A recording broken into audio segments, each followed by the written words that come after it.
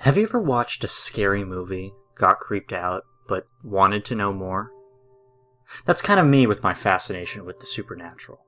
I used to get creeped out and run away when I was a little kid, but as I got used to it, I also became more interested in it. It amazed me what science couldn't tell us, what would normally, as a person not like me, refuse to believe such thought as a being or entity existing beyond the vision of the naked eye. So I explored what would be a good place to experience such places of the paranormal.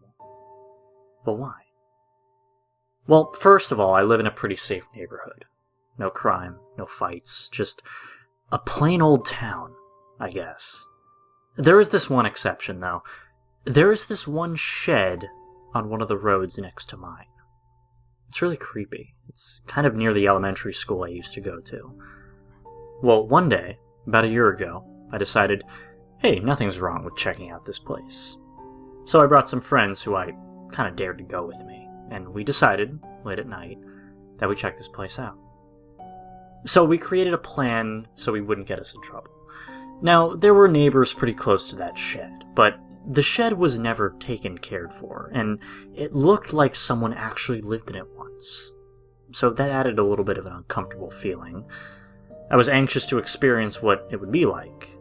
So before nightfall came, I packed in my backpack a flashlight, a camcorder, and my phone, an iPod. Nightfall arrived.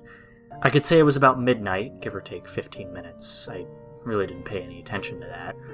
But it was around that time. We silently walked to the shed, and it wasn't a far walk, so we really didn't have to pay attention if we got caught. But we approached the gravel patch that led toward the door. Before we opened it, though, we looked around so the area was okay to go into. The dark wood of the shed and the broken glass pieces meant something weird probably happened. But I wasn't concerned. Is it okay to enter? Andrew asked.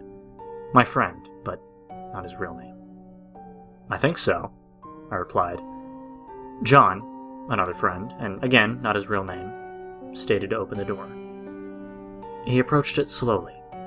He touched it, and it kind of just swung open. I was surprised it wasn't locked. You could see nothing inside, so I aimed the light of my flashlight in there. Just rubble and things that were used for living. This is getting weird. Who the hell would even live here anyway? Probably some weird guy who died, I replied. We entered the shed and took a good look around. We checked the bed, so it means to make sure no one was actually sleeping there, and, as we thought, no one. We started exploring the place. That's when I took my camcorder out and started filming footage to see if anything would happen.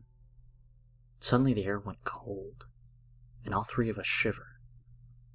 Guys, this is a sign that a ghost might be here. Seriously, you think a ghost is here? I'm just telling you, you're paranoid as hell, man. I don't see any damn ghosts around here, John argued. I looked around. I took out my phone and started an EMF meter application. I didn't know if it was even legit or not, but hopefully it would work. It burst with electromagnetic energy, and I was caught off guard. This seriously was giving some evidence of something paranormal here. Suddenly, I found this door near the corner of the room. Hey, I found something! I exclaimed. My friends came towards me. Let's open it then, dared one of them. I did. I observed the inside with my flashlight. I laid on the floor and peered my head in the hole. At once I thought I saw a demonic-looking thing with bloody red eyes, but I blinked, not believing what I saw. It wasn't there anymore anyway. I was scared shitless. Needless to say more. Oh my god, I think I saw a demon, I claimed. Whatever, Andrew said. John started moving toward the rusty ladder that led down the hole. He was halfway down when the ladder broke, and he fell 7 feet down to the center. Shit! He yelled. Oh god, I thought. Definitely not the plan. Don't worry, we'll get you out of here. I was interrupted by the scream of John eventually moving away. I froze. Andrew ran away saying, shit, I'm not doing this anymore. Fuck, somebody probably just died. Suddenly, a book got thrown across the room and hit me in the head, almost knocking me down the hole. I got back up and ran as fast as my legs could carry me back home, and I sat in my room wide-eyed until dawn came.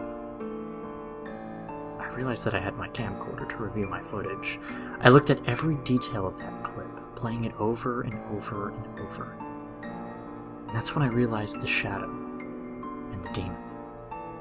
The shadow was short of a moving figure, looked as if it was scared, pacing back and forth on the wall where the moonlight shone through the window. The demon, however, was a lot more hellish looking, with features that stunned and scared me more than anything else. A face that had no nose, not ears, but curled horns. With red eyes and a wrinkled face, with short fangs and a small snout. Definitely abnormal looking. I never try to think about that moment, but I need help with how I can deal with this. Can anyone help me?